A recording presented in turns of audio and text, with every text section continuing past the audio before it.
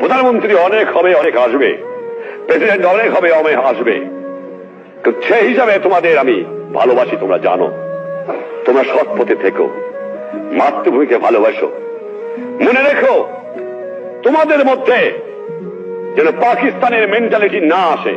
তোমরা পাকিস্তানের সৈনিক নও, তোমরা বাংলাদেশের সৈনিক।